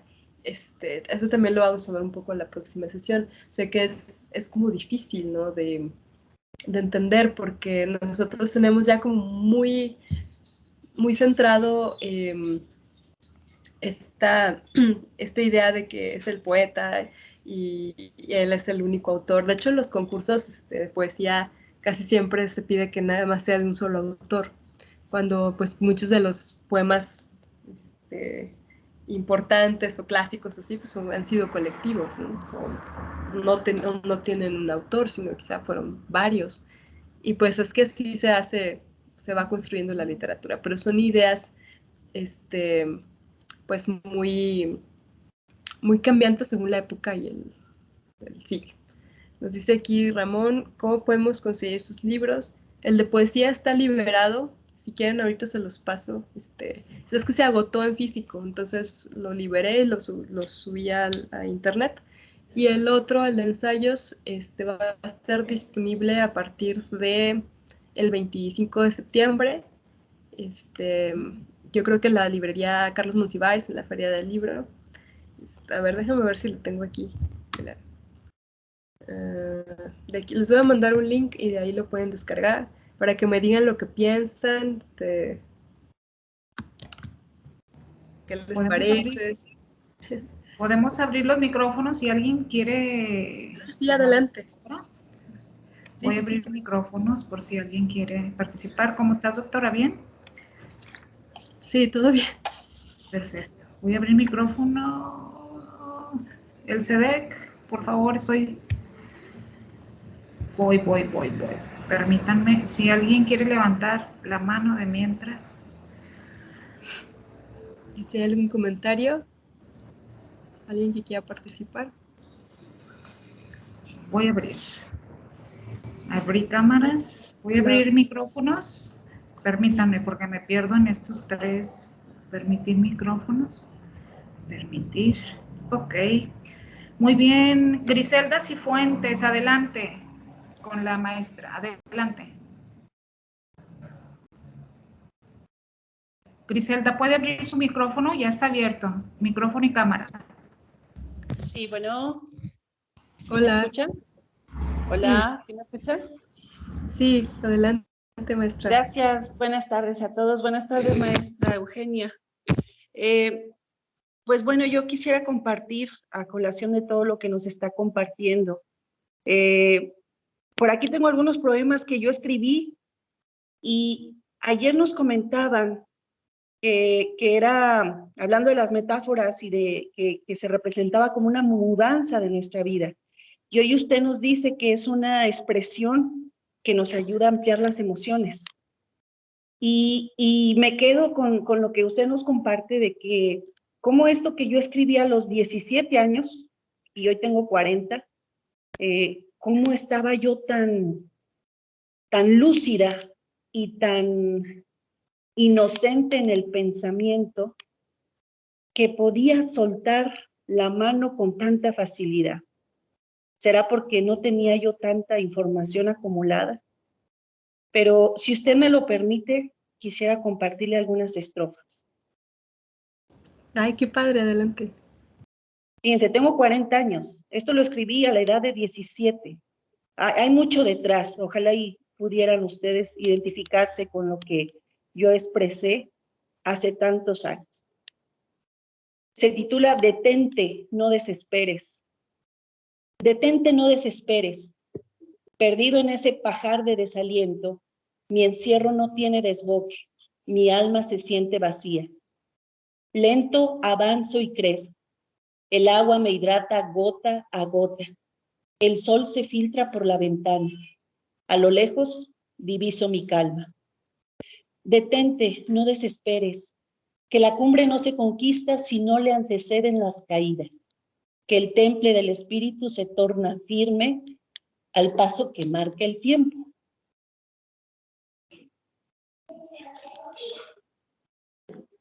Ahí me quedo. Muchas gracias, Griselda. Muy bello el poema, ¿no? Sí, muy fuerte. Me recordó hay un poema de Jaime Sabines que también, así como tu poema, lo escribe siendo muy joven y parece un poema de alguien que ha vivido mucho, ¿no? Es el de lento, amargo animal que soy y que he sido. No sé si lo han leído por ahí. Dice, amargo como el nudo de polvo y agua y viento que en la primera generación del hombre pedía a Dios. Me sonó bastante tu poema, a ese poema de Jaime Sabines, ¿no? Que son como poemas que se hacen en la juventud, pero que son muy profundos y que Sí, nos hablan como de madurez, ¿no? Una madurez precoz. exacto, un despertar, un desnudo del alma, que yo también lo comentaba ayer. Desnudas el alma con gran facilidad, que yo lo leo y me sorprendo. Es como echar un vistazo a mi niña de 17 años, a mi jovencita de 17 años, y para mí es muy emocionante. Gracias. Muchas gracias. Yo sé que es algo muy fuerte compartirnos, es compartir una parte de nosotros, ¿no? De la vida. Así es. Muchas gracias. Muchas gracias, de verdad. Gracias. Muy bien. ¿Alguien más que quisiera compartir alguna cosa o comentar? Puede levantar la mano. Por acá felicitan a Griselda, dice Brenda. Gracias por compartir con tanta emotividad. Muy bien. Blanca Lozano, adelante, quiere participar. Adelante, maestra. Maestra. Puede abrir el micrófono y la cámara. Sí, buenas tardes. Hola, ¿cómo están? Buenas tardes. Bueno, yo quiero comentar que son muy importantes las presentaciones de poesía en voz alta. porque quien no se acerca a un libro y que por casualidad, por cualquier razón que esté en un espectáculo de estos, puede hacer que se enamore de la poesía. Es mi caso y por eso lo quiero presentar y para que se considere como una estrategia de acercamiento a la poesía. Yo conocí al grupo Clasificación 800, yo soy de Acuña, pero allá en Saltillo conocí al grupo Clasificación 800 de compañeras bibliotecarias o amantes de la poesía, y en la poesía acompañada de música y poesía mística con el grupo de música seglar. Entonces todo ese entorno hace que uno aprecie más la poesía y de ahí yo me empecé a dedicar a eso, sabiendo que uno va y toca corazones y que lleva mensajes que están por ahí, que alguien los necesita. Solo era mi participación esta. Gracias. No, muchas gracias, maestra Blanca. Creo que sí la he escuchado por ahí en alguna feria del libro, Sí, acá en la poesía. Y sí, porque la poesía tiene mucho de oralidad. Nos dicen que la poesía es para escucharse. así es. Muchas Muchas gracias. gracias.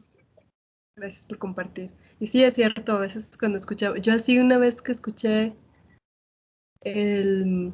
estaba pues muy jovencilla y alguien leyó en voz alta el poema de Muerte sin fin de José Gorostiza, me quedé así de, ¿qué es eso? Y no le entendía nada, que también vamos a hablar de eso la próxima sesión, pero dije, wow, ¿qué es eso tan maravilloso que se escucha? Que muy bien. Por aquí, ¿alguien más? Por aquí, no sé si alguien más levantó la mano.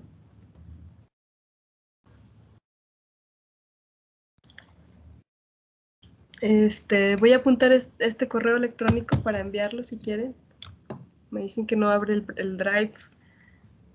Me lo apunto.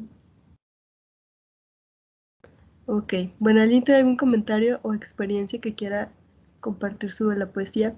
Esto es solo como una introducción para ir entendiendo la poesía como un lenguaje.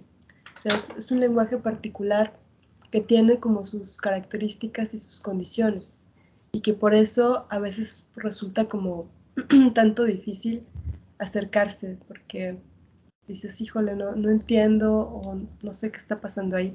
Pero cuando vas descifrando el lenguaje poético, cuando vas abriendo la metáfora o abriendo como la imagen lírica, se va revelando la poesía y es una experiencia en realidad muy fuerte. Por acá nos dice Palomino, si puede descargarlo, gracias. ¿En qué correo la podemos contactar? Mi correo institucional, déjenme se los apunto acá. Por acá, no sé si alguien más está participando.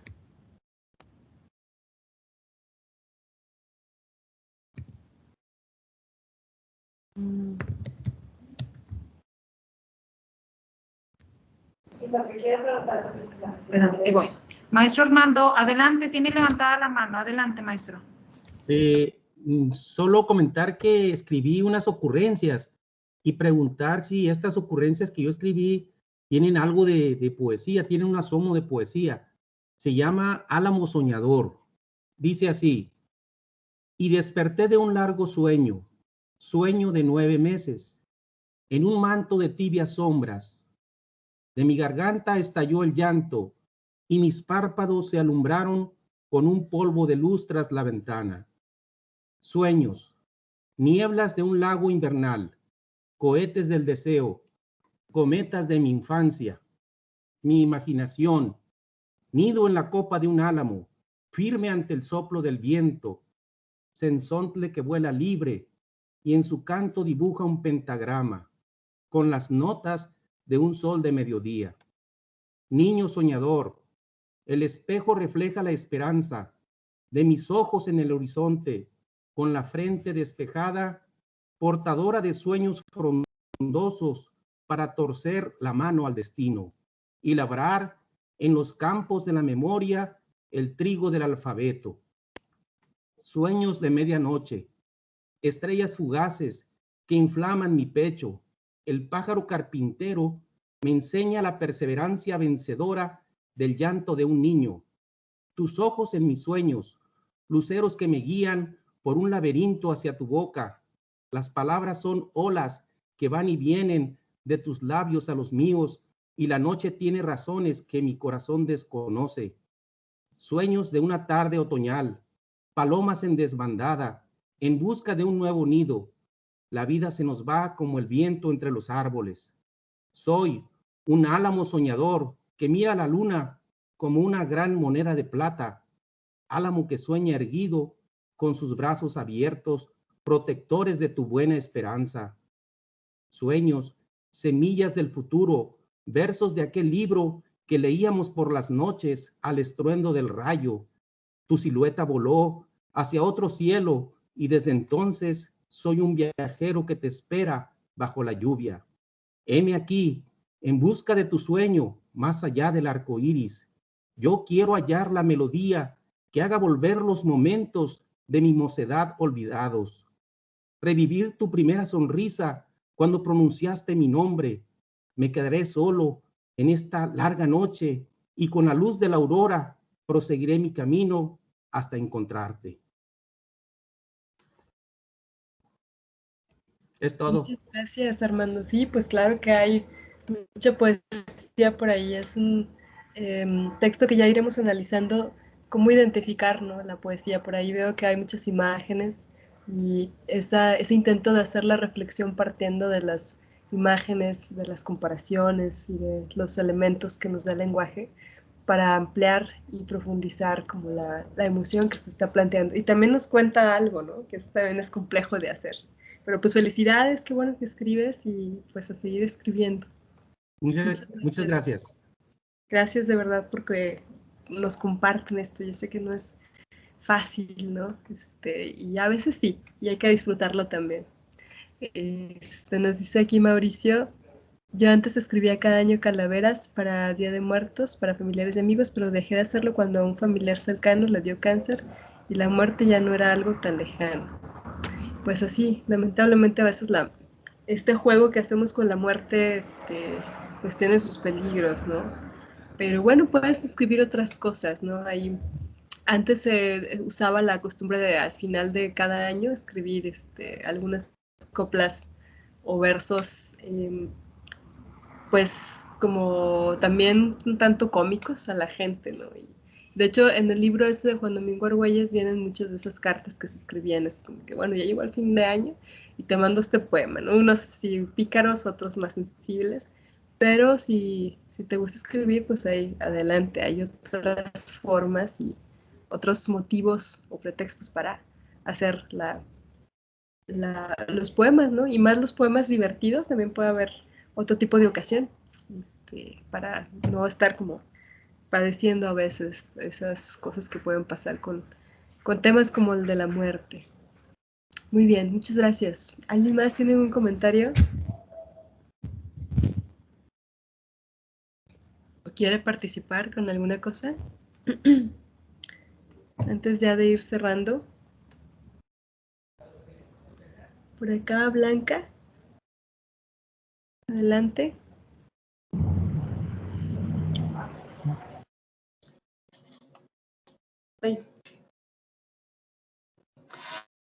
¿Me escuchan?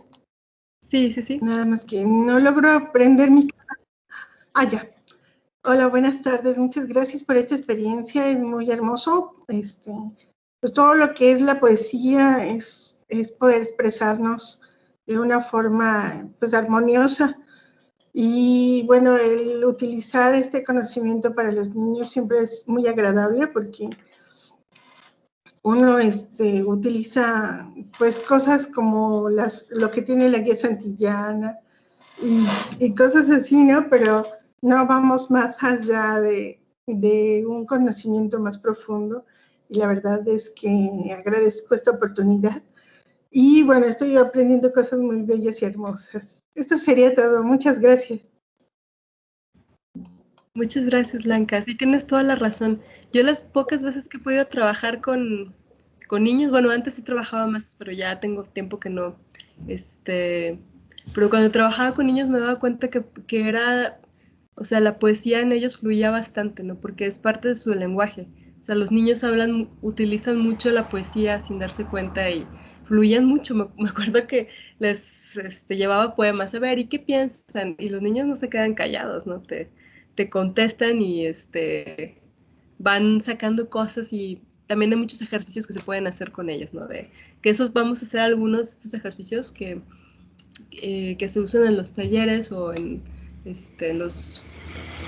pues sí, sobre todo en los talleres, para hacer poemas o hacer imágenes, y a los niños les dabas así una palabra y, a ver, escribe una frase que nos refiere a esta palabra, pero sin usar la palabra, y te van sacando imágenes, o al revés, con pinturas o dibujos, así. Entonces con los niños es una maravilla, y los niños siempre contestan. A mí me encanta que les pones un poema y te dicen, yo creo que es esto, ¿no? Y se quedan con las imágenes, ¿no? Entonces es algo muy bello. Qué padre, muchas felicidades, porque los niños son maravillosos con la poesía, y creo que no lo hemos aprovechado muy bien.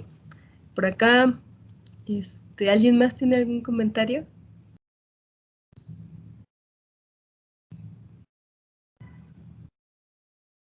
¿O quiere participar? A ver, por acá, maestra Blanca. Sí, pues es que de estar escuchando uno empieza a recordar cosas, ¿verdad?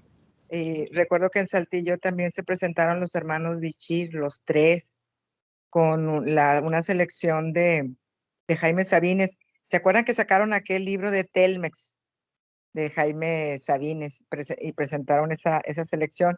Estuvo muy padre, y también me estaba acordando que el otro día vi en YouTube, porque no para todos la poesía significa lo mismo. El autor quiere decir algo y quien lo lee a veces interpreta otras cosas, o simplemente no le llega nada, no le interesa. A eso voy a este video, que es un poco chusco, pero que puede ser realidad. No sé si lo hayan visto. Cuando Adal Ramones trabajaba con Jordi Rosado, que estaban juntos, no sé cómo se llamaba el programa, ni sé por qué invitaron a una persona que decía unos poemas cortos, y Adal empezó a reírse, y el autor se enojó y lo golpeó. Entonces llegó a eso, porque hay una incomprensión, hay una falta de comunicación entre lo que se quiere decir y lo que está entendiendo el otro. Véanlo para que vean cuál es la reacción. No sé si haya sido algo actuado, pero el señor sí se enojó y lo sacaron y todo, ¿verdad? Pues muchas gracias por la experiencia. Y vamos a seguir comentando más adelante cosas que vayan surgiendo así de nuestro corazón y nuestra mente, con lo que vamos recordando. Gracias.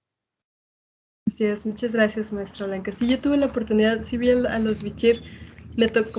Trabajé como 5 años en periódicos, estuve en Vanguardia y en Zócalo, y me tocaba ir, me aventaba toda la feria, y bueno, uno ve bastantes cosas. Incluso una vez que presenté un libro, me tocó que el poeta se enojó, casi que también ahí les avienta algo no, o sea, siempre pasa algo, porque esa es otra cosa. Una cosa es la poesía y otra los poetas, que son también toda una experiencia.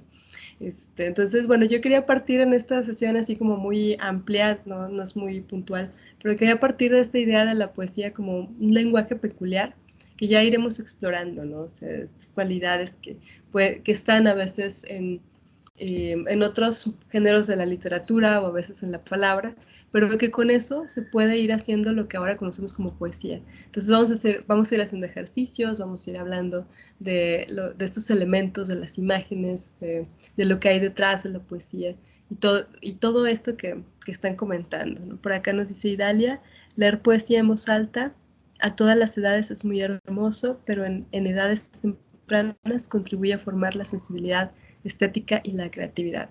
Así es, algo pasa con los niños. Cuando hemos trabajado con niños, son muy receptivos, les dices que hay un cuento y todo así, y son bien participativos y todo, pero cuando llegas a la adolescencia no con todo sucede. Entonces, bueno, la secundaria sí, a mí me gusta mucho ir a las secundarias. El libro lo he presentado en muchas secundarias, y me conmueve que los estudiantes o las muchachas me escriben o me buscan, porque esos libros los regalaron en las escuelas.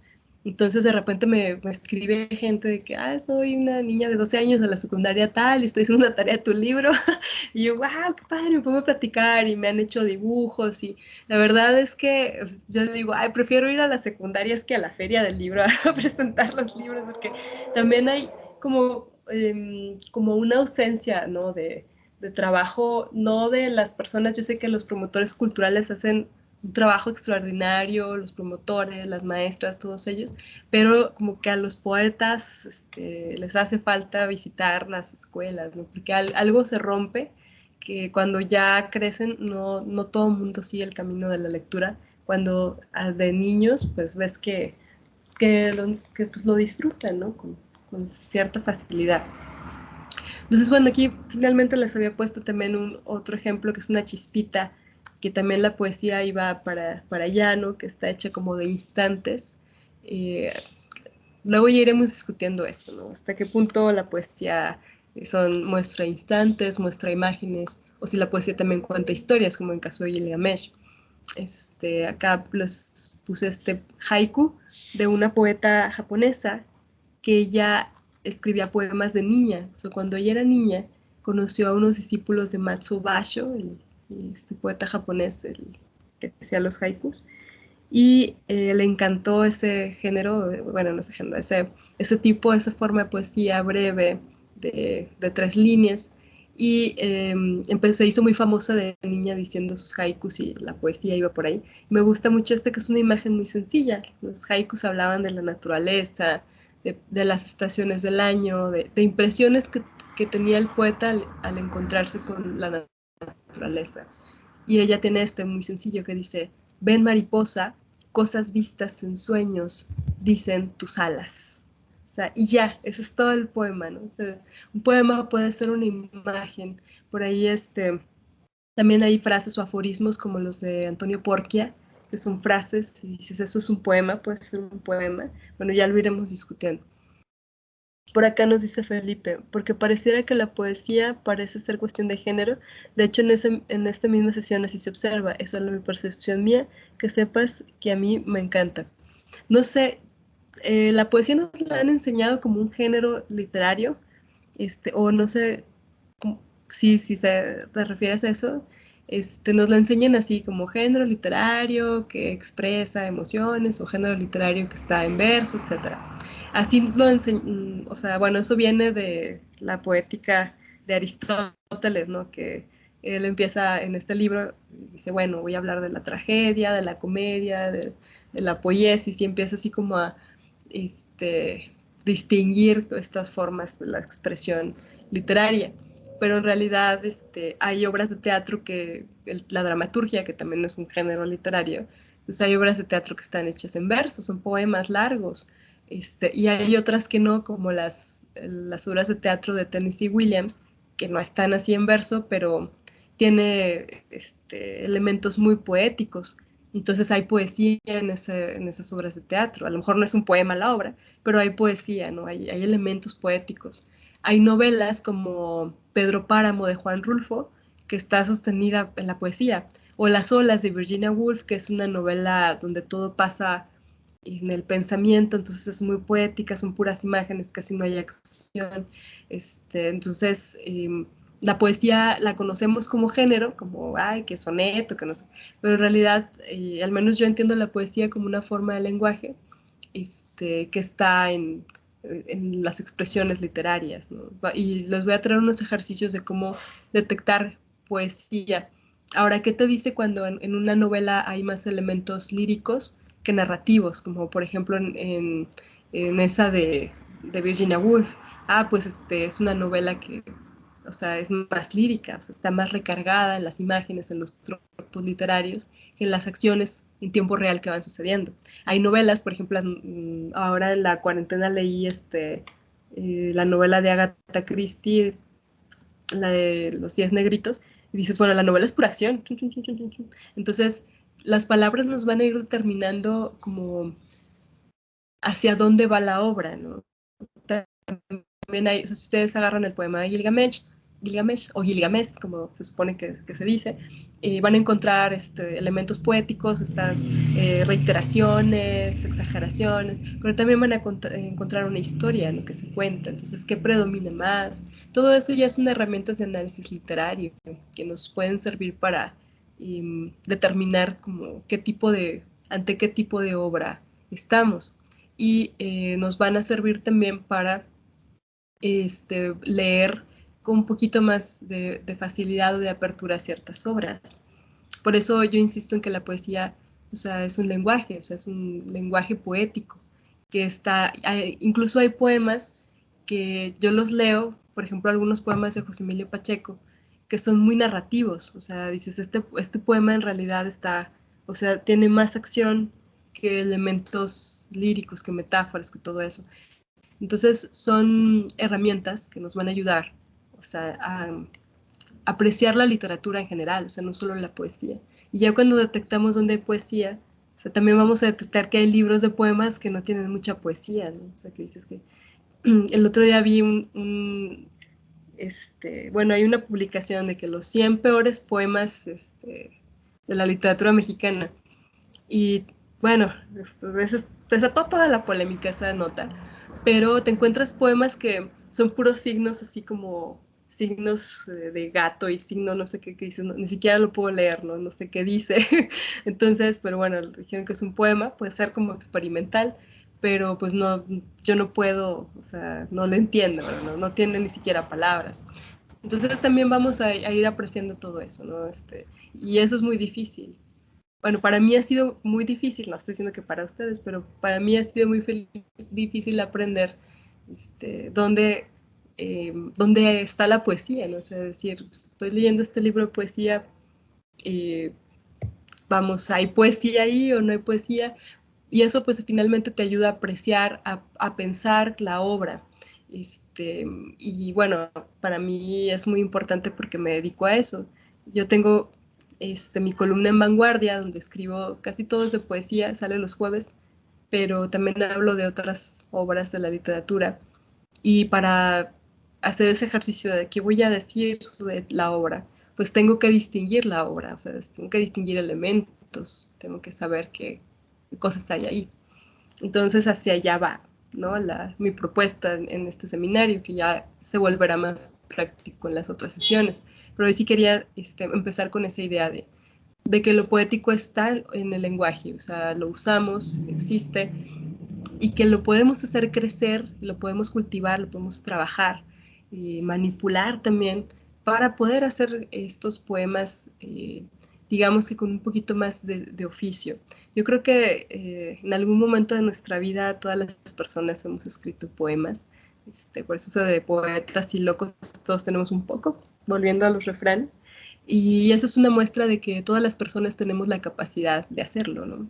Yo no creo, como decía Octavio Paz, que la poesía sea pan de los elegidos, ¿no? Yo creo que la poesía está en el lenguaje y pertenece a todos los que podamos usarla. Nada más hay que cultivarla y aprenderla. Muy bien, ¿hasta aquí alguien más? ¿Algún comentario?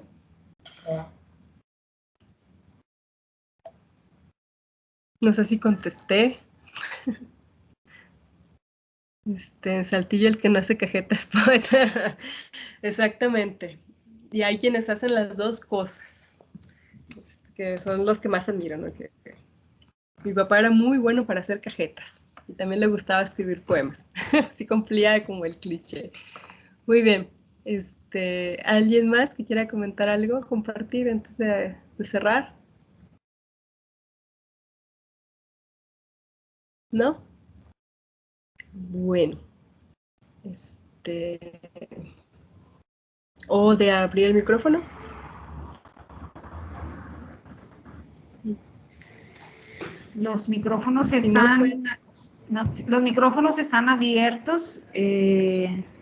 Estamos terminando esta sesión con la maestra Eugenia. Si alguien tiene algún comentario, alguna duda, adelante.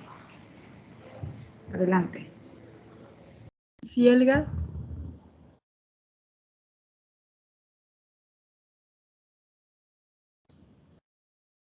Te escuchamos.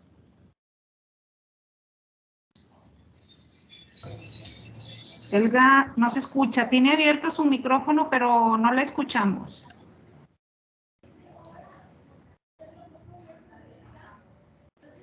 Hola.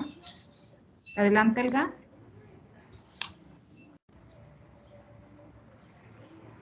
Hola. No, yo creo que tiene problemas. Algo le pasó al micro.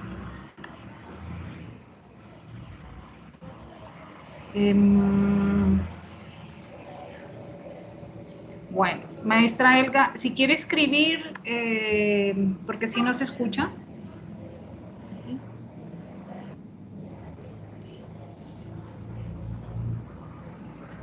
Bueno, pregunta. Una pregunta.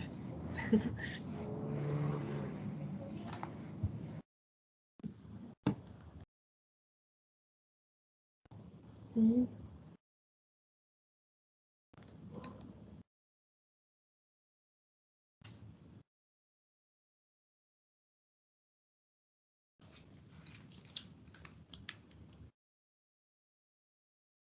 Okay.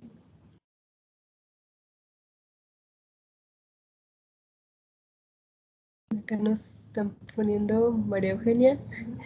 Dice, mándame azul de tu cielo para hacerme 2 vestidos, uno color de riachuelo y el otro ya atardecido. Esta es una estrofa de un son veracruzano y me encanta. Sí, muy, muy bello, ¿no? Que eso también es toda una historia en la poesía. Nos dice Elga, ¿esto de poesía narrada es un género o cómo se clasifica dentro del lenguaje literario?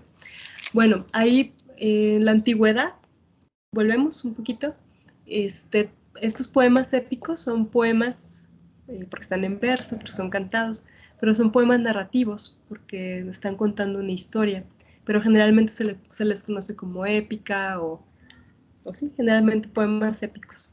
Entonces, pues sí puede ser un género de la épica, es un tipo de poesía narrativa, pero también, ok, del ejemplo de José Emilio Pacheco, pues no sé, no tiene un nombre en sí, o sea, no es como, ay, déjame escribir un poema narrativo, o sea, solo son como, pues, expresiones de los poemas, ¿no? Yo muchas veces he discutido eso, si eso es un poema.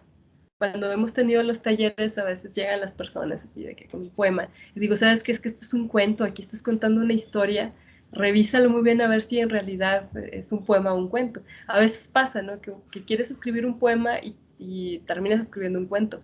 A mí me pasa al revés, siempre que quiero escribir un cuento, termino escribiendo un poema. Entonces, no es que sea un género en sí, pero son, digamos, condiciones de la poesía, ¿no? Hay escritores o escritoras que así son, o sea, que van contando historias en verso, y eso es muy interesante, porque no hay así como una frontera. Nos dice Elga, por ejemplo, están 2 autores en un concurso y uno es narrado y el otro más metafórico. ¿Qué es más poesía? Ay, esa es una gran pregunta. Pues, pues tendría que leer los poemas, pero tendría obviamente más lírica el que un poema que esté sostenido más en los tropos literarios, en la metáfora, en todo eso. Pero también los poemas que van contando cosas en sí, cuando están, o sea, lo terminas de leer, lo redondeas y pues puede quedar un impacto lírico muy fuerte. O sea, yo creo que ahí depende también de lo que los jurados entiendan por poesía. Por eso también lo de los premios eso es algo muy, muy polémico. Y yo creo que eso de decir si hay más poesía en este poema que en otro, quizás sí tenga que ver con el uso del lenguaje, no sé qué tan trabajado esté con el lenguaje poético, porque también tú puedes hacer un poema así como narrativo, o sea, que cuente una historia, pero utilizando muchos elementos líricos, ¿no? Como hace, por ejemplo, Rulfo en su novela, ¿no? O sea, Rulfo se sostiene mucho en elementos poéticos. Hay quienes dicen que esa obra en realidad es un gran poema. Yo digo que sí es novela, ¿verdad? Pero bueno, así le dicen. No sé si contesté a la pregunta. Para mí sería más poético el que tuviera un lenguaje, o sea, la obra que gozara con un lenguaje más poético, ¿no? Más, o sea, con esto de los tropos literarios, que tuviera creación, o sea, de imágenes, de momentos, más que la historia, pero también hay poemas así que cuentan historias que son muy interesantes y muy fuertes, como poesía. O sea, tendríamos que ver ejemplos específicos para saberlo. Ok. Y dice acá, Idalia, ¿será que la línea es muy delgada entre un género y otro, incluso dentro del cuento o novela incluyen segmentos poéticos?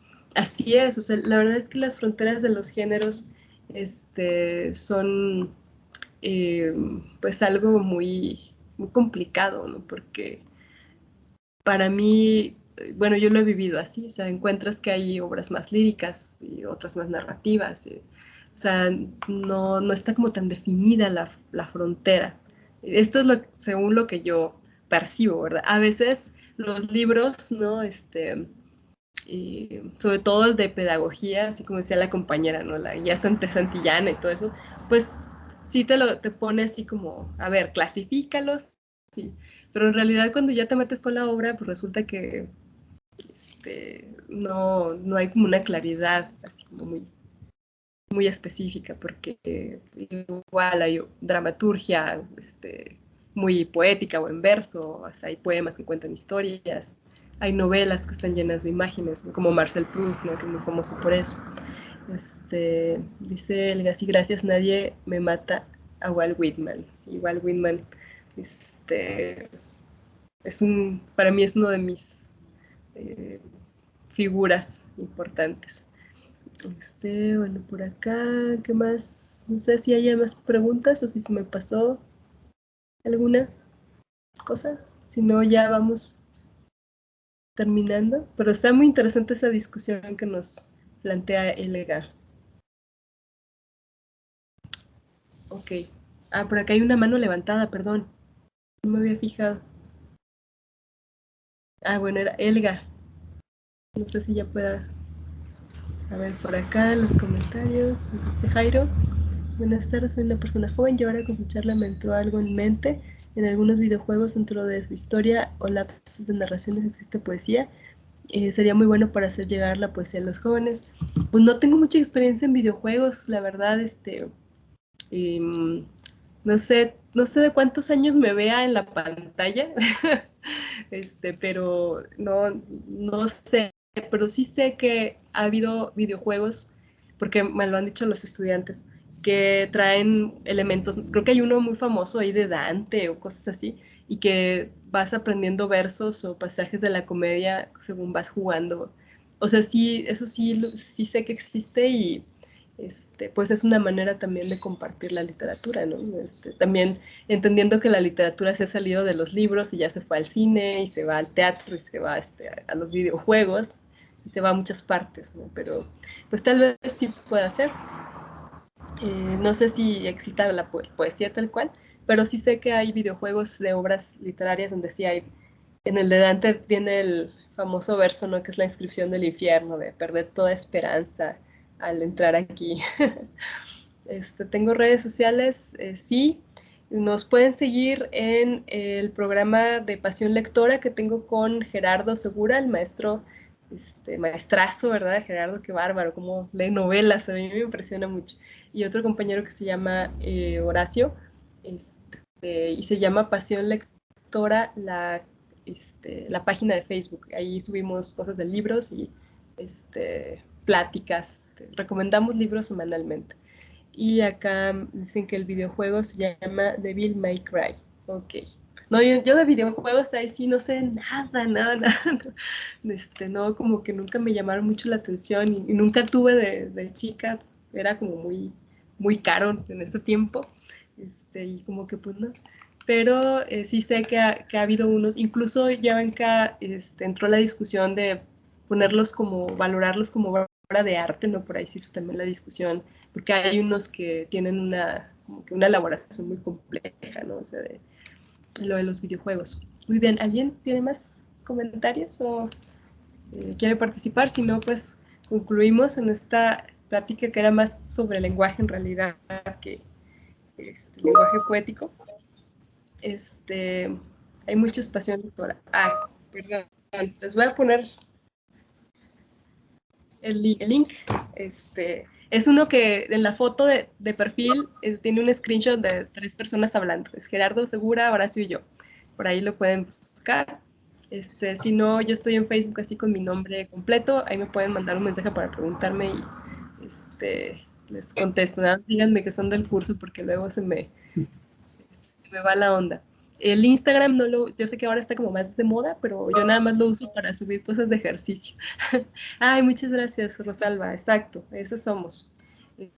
No la he actualizado mucho la página, pero ya estaremos subiendo libros. Ahí subimos también los libros que recomendamos en la conversación. Tratamos de subirlos ahí a la página. Sí, esa es, Rosalba, muy bien. Tiene 22 dije. ¿Mandé? Y bueno, ahí están los links de asistencia.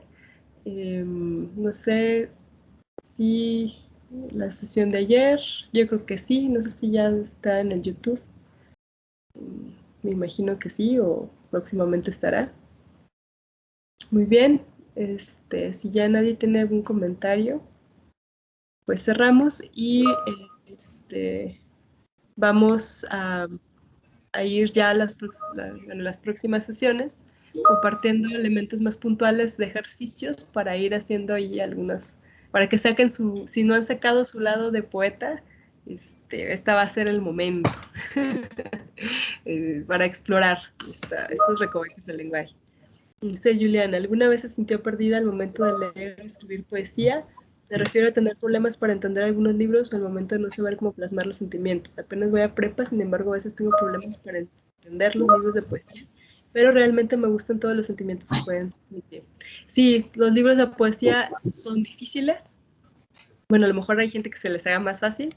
Para mí creo que es difícil y sí me he sentido perdida. Hay poemas, por ejemplo, ese de Muerte sin fin, que es un poema pues muy difícil, ¿no? Yo todavía, o sea, tengo libros sobre ese libro y no los descifro por completo, ¿no? O es que también a veces en la escuela te ponen así de que Góngora y cosas así. A mí Góngora me espantó, o sea, cuando leímos Las soledades de Góngora me traumé así de, no le entendía nada. Y ya hasta que supe cómo llegar al poema, pude. Y para escribir, todo el tiempo me siento perdida, o sea, me da mucho miedo escribir poesía, pero pues creo que mis ganas o mi intención de escribir pues va enfrentando ese miedo y también el compartirlos, así como las personas que nos compartieron, que yo se los agradezco desde el alma que nos hayan compartido sus poemas. Eso es un ejercicio es muy importante porque las demás personas te van guiando y te van ayudando, ¿sí? Pero es muy normal y creo que hasta un poco saludable sentir ese miedo para escribir y para leer. Lo que pasa es que a veces también en la escuela como que te hacen sentir mal si no lo entiendes. Yo le dije a los estudiantes este semestre, digo, imagínate, vienen de la prepa y yo les pongo el poema Gilgamesh, así en primer semestre es lo primero que vemos. Entonces digo, es normal no entenderle. Cuando no le entiendas a algo, un consejo, cuando no le entiendas a un poema o a un libro, pregúntate qué es lo que no le entiendes.